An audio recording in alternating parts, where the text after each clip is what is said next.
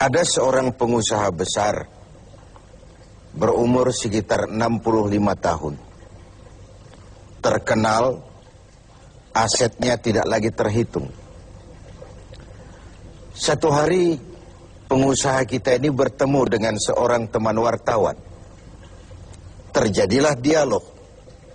Sang wartawan bertanya kepada pengusaha kita, "Pak, umur Bapak berapa tahun?" "Umur saya? Iya, paling sekitar 7 tahun. "Loh, 7 tahun? 7 tahun. "Anak Bapak berapa orang?" "Satu." "Satu saja?" "Satu saja." "Harta Bapak berapa banyak?" "Ya, paling sekitar 10 sampai 15 juta rupiah saja." Teman wartawan berkata, "Pak, kenapa Bapak berdusta? Bapak orang terkenal, pengusaha besar, punya biografi. Kami tahu umur Bapak 65 tahun. Kenapa Bapak bilang 7 tahun? Anak Bapak pun banyak. Kenapa cuma bilang 1? Harta Bapak, aset sudah tidak ternilai. Kenapa Bapak bilang cuma 10 sampai 15 juta rupiah saja?" Senyum agak getir, sang pengusaha menjawab, "Kau benar, Nak. Umur saya kalau jumlahnya sih memang 65 tahun. Tapi dari 65 tahun umur saya itu, rasa-rasanya baru 7 tahun yang ada artinya di sisi Allah. Baru 7 tahun sujud saya benar. Baru 7 tahun saya laksanakan perintahnya, saya tinggalkan larangannya. Sisa umur yang lain habis kelabu warnanya, penuh dosa dan keingkaran. Saya katakan umur saya coba 7 tahun. Anak, kau juga tahu anak saya banyak. Tapi dari sekian banyak anak ini, rasanya cuma 1 yang akan jadi buah hati, belahan jantung, pelanjut cerita, penerus sejarah, anak soleh yang akan mendoakan orang tuanya. Yang lain susah diurus anak saya itu." "Oh gitu toh." "Iya." "Mengenai harta, Pak, kau juga benar. Harta saya, aset saya sudah sulit dihitung lah. Pabrik di mana-mana, di tiap bank hampir ada deposito saya. Tapi dari sekian banyak harta itu yang saya ingat, baru sekitar 10 sampai 15 juta yang saya belanjakan di jalan Allah. Saya sumbangkan masjid, saya bantu pesantren, saya bantu yatim piatu. Dan itu yang akan jadi milik saya yang sebenarnya. Yang akan saya bawa menghadap Allah. Saya bawa ke alam kubur. Yang lain akan jadi rebutan ahli waris sesudahnya." Jangan-jangan orang tua tadi adalah kita-kita ini. Jangan-jangan kita-kita ini adalah orang tua tadi. Tapi yang pasti, jangan sampailah kita seperti orang tua tadi itu. Dari sekian banyak umur yang diberikan, berapa yang punya nilai di sisi Allah? Dari sekian banyak anak titipan Allah kepada kita, berapa yang akan jadi anak soleh, buah hati, belahan jantung, pelanjut cerita, penerus sejarah? Dan dari sekian banyak harta kita, berapa yang sudah kita belanjakan di jalan Allah, yang artinya akan jadi milik kita yang sebenarnya? Banyak ketidakadilan yang terlepas dari pengadilan dunia. Sering orang-orang yang berbuat kebaikan tidak mendapat perlakuan yang pantas di dunia ini. Sering kehidupan jadi rancu. Yang benar dikhianati, pengkhianat dibenarkan. Yang tuntunan dijadikan tontonan, yang tontonan malah dijadikan tuntunan. Untunglah ada akhirat. Bukan sekedar melepas diri dari ketidakberadayaan kita menghadapi sistem. Tapi cermin bahwa tidak satu ketidakadilan yang bagaimanapun kecilnya yang terlepas dari pengadilan dunia akan terlepas juga di pengadilan akhirat nanti. Inilah keadilan.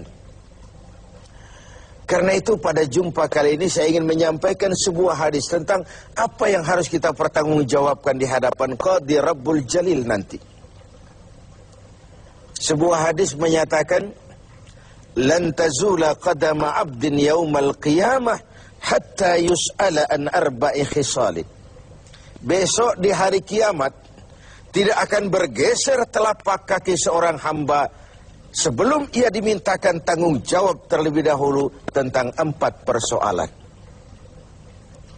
Apa yang 4 itu? Pertama, an umrihi fima afnahu.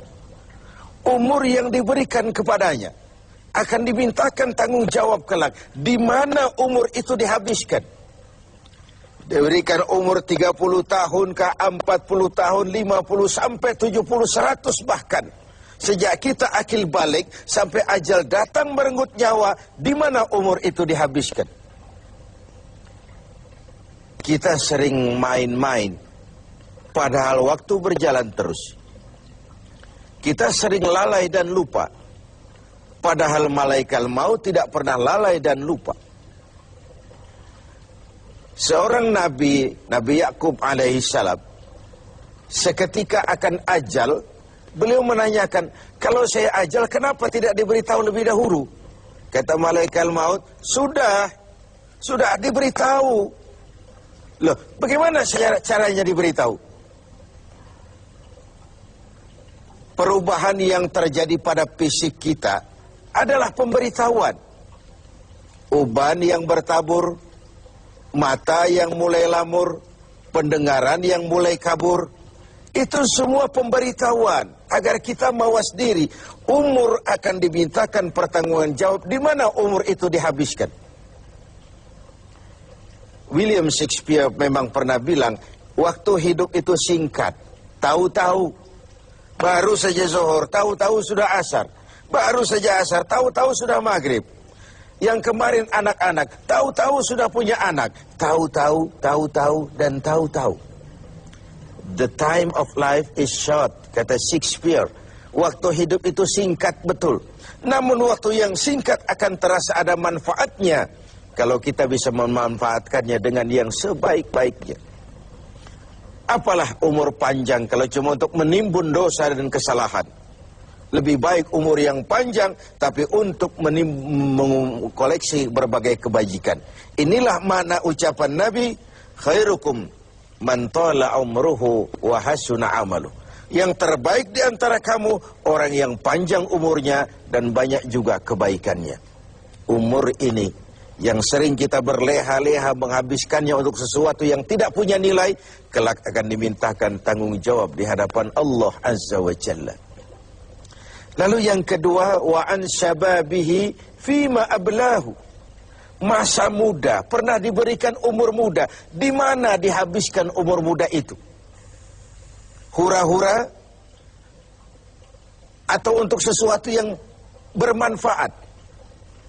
Dahulu ada seorang selebritis lah kalau zaman kita sekarang. Namanya Ibrahim bin Adham. Namanya Malik bin Dinar. Namanya saja sudah Malik bin Dinar, Raja bin Uang. Hidupnya jet set. Satu malam dia mengadakan pesta di rumah mewahnya. Datang seorang pengemis, bertanya kepada penjaga pintu, siapa yang punya rumah ini? Bos saya. Iya, Malik bin Dinar. Oh, orang kaya? Orang kaya. Selebriti? Selebriti.